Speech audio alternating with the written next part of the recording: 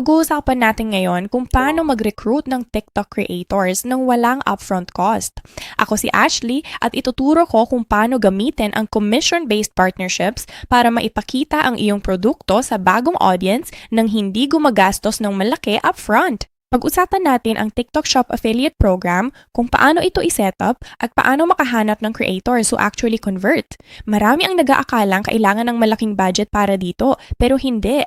Kapag maayos ang setup mo, pwedeng mag-grow ng walang malaking puhunan. Tara, at simulan na natin! Alamin natin kung ano ang TikTok Shop Affiliate Program. Ang TikTok Shop Affiliate Program ay built-in sa TikTok at hinahayaan kang makipag-collab sa creators gamit ang commission imbes na upfront payment. Imbes na makipag-negotiate o magbigay ng fixed fee, magsaset ka lang ng commission na kikitain nila sa bawat sale. Pwede nilang i-feature ang product mo sa videos, live streams o shop page nila. Kapag may bumili gamit ang link nila, may commission sila. Ang maganda rito, babayaran mo lang sila kapag may nabenta na. Hindi mo na kailangang manghula kung kikita ang content o kung mababawi ang nagastos mo. Parehong may incentive ang seller at creator dahil kikita lang ang creator kapag may nabenta. Para sa creator, straightforward rin ito. Pwede nilang i-promote ang products na gusto nila at makita ang earnings nila direkta sa TikTok, kaya mas madali ang buong proseso. Pinaka-advantage nito, ikaw ang may kontrol sa commission rate. Ikaw ang magsiset ng commission percentage na pasok sa margins mo at pwede mo itong baguhin depende sa performance ng product. Isa pang maganda rito, lahat nasa loob na ng TikTok. May payments, tracking at reports na built-in, kaya di na kailangan ng ibang tools. Mas madali talagang i-manage ito kaysa sa tradisyonal na influencer deals. May ability ka ring maghanap at mag-recruit ng mga creator direkta sa TikTok. Mag-browse sa marketplace, i-invite ang mga engaged sa brand, o i-reach out ang organic creators. Sa mga creator, madali lang silang magdagdag ng produkto. Pwede itong i-feature sa videos, i-tag, o i-livestream. Kanagan hindi ito pili, dahil authentic, mas maganda ang performance. May data access ka rin para makita ang mga creator na nagdadrive ng views, clicks at sales. Nakakatulong ito para makapag-focus ka sa mga gumaganang strategies kaysa manghula lang. Bago mag-reach out sa creators, dapat may plano ka. Simulan sa iyong mga produkto. Piliin ang gustong i-promote at ayusin ang setup, mula sa pictures, description hanggang checkout. Kung hindi maayos ang product page, hindi magko-convert ang kahit anong content. Pag-isipan din ang commission. It needs to be high enough to motivate creators but still within your margins. May tamang balance dito at pwede mo itong i-adjust habang tumatagal. Humanap ng creators na tugma sa niche, audience at content style ng product mo. Madalas, mas epektibo ang smaller creators na mataas ang engagement kaysa sa bigger accounts dahil mas strong trust ang tiwala ng audience nila. Pamhuye, isipin kung paano mo susukatin ang results. May data na ibinibigay ang TikTok, pero tingnan din ang repeat customers at overall performance, hindi lang sales. Side note, pag wala ka pang seller account, may exclusive link kami sa description. At sa link na yon, para makakuha ng hanggang $1,900 na TikTok Shop New Seller Rewards. Gusto ko nang ipaalam na nandyan yung link para sa'yo. I-click ang link para mapalago ang iyong benta. Simulan gamit ang hanggang $1,900 na New Seller Rewards. Wala ring bayad sa pag-setup.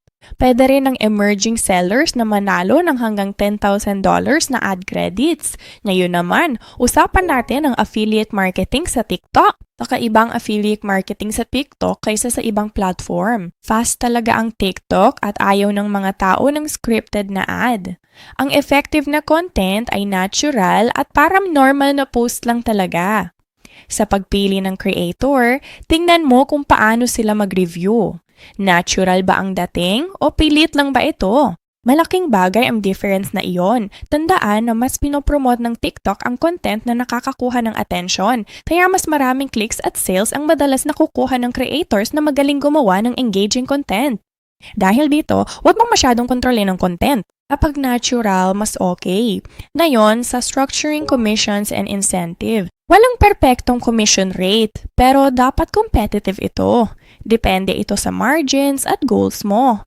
Kung gusto mong makahatak agad ng creators, pwede kang magbigay ng mas mataas na commission sa simula. Pwede ka ring magdagdag ng bonus para sa top performers. Halimbawa, pwede kang gumamit ng tiered commissions para maengganyo ang creators na mag-post pa. Maganda rin ang perks tulad ng early access o products o shoutouts. Gusto ng creators ma-feel na partner natin sila, hindi lang basta may affiliate link. Narito ang ilang tips sa paghahanap ng creators. Huwag lang tumingin sa dami ng followers nila. Tingnan din ang engagement. Check the comments kung may mga taong nagtatanong o nakikipag-interact talaga. Mas okay ito kaysa maraming followers ka. Kapag magre-reach out, huwag generic. Sabihin kung ano ang nagustuhan mo sa content nila at bakit swak ang product mo sa audience nila. Next is to make it easy for them to get started. Mas simple ang proseso, mas malaki ang chance to get a yes. Kapag tumatakbo ng program, dito mo makikita kung ano talaga ang gumagana. Regular na i-check ang data at tingnan kung sinong creators ang nakakakuha ng sales. Minsan, mas maganda pang conversion ng mas maliliit na creators dahil mas tiwala ang audience nila. Uulitin ko lang ito kasi importante talaga yan. Sa mga produktong mabenta sa ilang creator, doon ka mag-focus. Palawakin ang partnerships o subukan ng ibang produkto. I-let go ang hindi epektibo. Mag-move on kung walang resulta. Now, humanap tayo ng creators. Para makahanap ng creators, magsimula ka muna sa customers mo. Baka gumagawa na sila ng content at willing i-promote ang product mo. Pwede ka rin maghanap sa TikTok gamit ang keywords o hashtags na related sa niche mo. Magandang paraan ito para makahanap ng creators na nagpo-promote ng same products. Pwede mo rin gamitin ang TikTok Creator Marketplace para direktang makipag-connect sa kanila. Pwede ka rin gumawa ng affiliate application page at i-share ang link nito. Kapag may napili ka na, i-set up mo na sila sa TikTok Shop Seller Center. Punta sa Affiliate Center. I-set ang commission rates based sa iyong produkto. Magbigay ng malinaw na guidelines for creators. Then, mag-approve o mag-invite ng creators at i-share ang product links para makapagsimula na silang mag-promote. Ang mahalaga, maayos ang communication at may kailangan sila. Bigyan sila ng direction pero huwag naman pa micromanaging na. Kapag masyadong scripted, madalas hindi maganda ang resulta. Ibigay mo lang ang main points at hayaan silang magkwento sa sarili nilang paraan para mas natural ang content. Stay in touch with them, i-share kung ano ang gumagana at suportahan ang top creators. Over time, makakabuo ka ng creators na consistent mag-deliver ng results. Ngayon naman, mga dapat iwasan. Huwag mag-set ng sobrang baba na commission. Kapag hindi sulit para sa creators, malamang hindi nila ito bibigyan ng effort. Isa pang mistake ang pag-ignore ng product page. Kahit maganda ang content, mahirap makabenta kung hindi okay ang listing. Huwag ding baliwalain ang maliliit na creators dahil madalas mas mataas ang engagement nila. At maging transparent sa partnerships para hindi mawala ang trust ng audience. Importante ang malinaw na disclosure para sa compliance. Ito ang mga pros at cons. Ang pinaka-advantage nito ay you only pay when you make a sale.